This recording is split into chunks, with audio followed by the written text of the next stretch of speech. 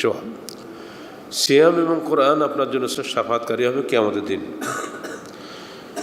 সিয়াম বলবে, হে আল্লাহ, হায় রব্বে, ইন্নী মানাতু তোয়ামা ওয়া শাহওয়াত বিন্নাহার, আমি তাকে দিনের বেলায় খাওয়ার থেকে এবং প্রবৃত্তির পরায়ণতা থেকে বিরত রেখেছিলাম।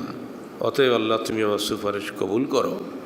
যারা খাবারের হোটেল খোলা রাখেন তারা কিন্তু এই সুপারিশ পাবেন না।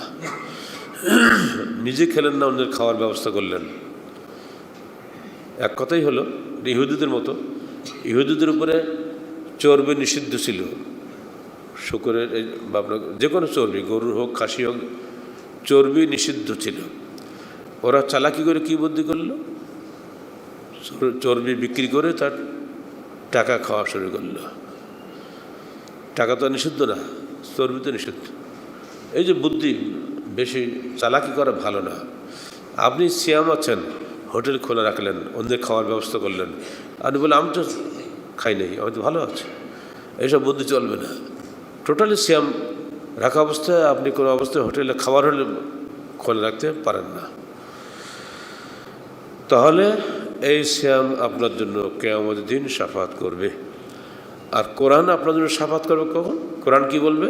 এ আল্লাহ, এই ব্যক্তিকে আমি রাতের ঘুম থেকে বিরত রেখেছিলাম, সে রাত জেগে কোরআন তেলাওয়াত করত। তারাবি পড়ে যেই আপনারা ঘুমিয়ে যান, দরকার কি?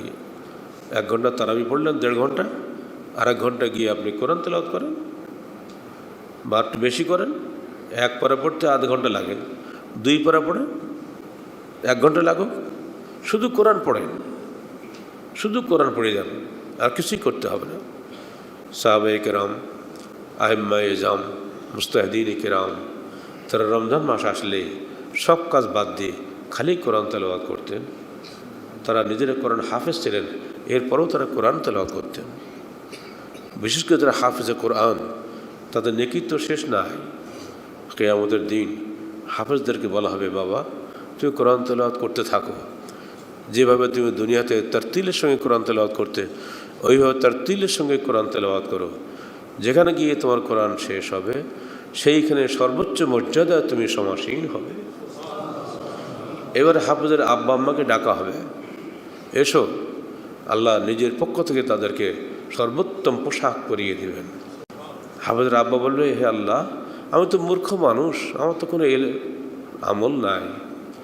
আল্লাহ বলবেন, তোর সবচেয়ে বড় আমল এই যে তুমি তোমার ছেলেকে হাফেজ করেছ, অতএব সেই বিনিময়ে তোমাকে আমি নিজ হাতে সর্বোত্তম পোশাক পরিয়ে দেব। বাপ মা উভয় এই নেকি পেয়ে যাবেন, যদি উভয় এতে সম্মতি থাকে। আমরা ধারণা করি শুধু বাপ মা নয়, যারা হাফেজের হেফজ করানোর জন্য হেফজখানা পরিচালনা করেন, তাদেরকে আল্লাহ আদৌ নেকি দিবেন না? আল্লাহ পাক যদি হেফজখানা খোলার বরকতে 10টা হাফেজ ওই মার্কাজ থেকে বানিয়ে নেওয়ার তৌফিক আল্লাহ পাক আমাদের মধ্যে করিয়ে দেন, তো বাপ মা যদি পায়, তো আমরাও কিন্তু কিছু আশা করতে পারি। আল্লাহর কাছে আমরা দাবি করি, আল্লাহ তুমি আমাদেরকেও তাদের বাপ মার সাথে সামিল করে নিও। আপনারা যারা মার্কাজের ডোনার, দাতা, তারাও কিন্তু এর অংশীভূত বলে আমরা আশা করব। প্রত্যেকটা এতিম, প্রত্যেকটা হাফেজ, আপনাদের দানের বরকতে এই মার্কাজের মানুষ হচ্ছে, তৈরি হচ্ছে। অতএব যেহেতু আমরা তাদের খেদমতে আছি, সেহেতু শুধু বাপ মা একা পাবে না, আমরাও পাবো। আশা করি আল্লাহ পাক আমাদেরকে আমাদের দিন সম্মানিত করবেন। ফায়ুশাফাআন, যখন কোরআন এমনি করে শাফাত করবে, হে আল্লাহ, এই লোকটা রাত্রিবেলা রাত্রি জেগে কোরআন তেলাওয়াত করেছিল, তখন আল্লাহ পাক সিয়ামের শাফাত এবং এই কোরআনের শাফাত আল্লাহ পাক কবুল করবেন। আর সিয়ামের শাফাত আর কিয়ামের কোরআনের শাফাত কবুল করা মানে তো বুঝতে পারছেন, নিঃসন্দেহে জান্নাতি হয়ে যাবে।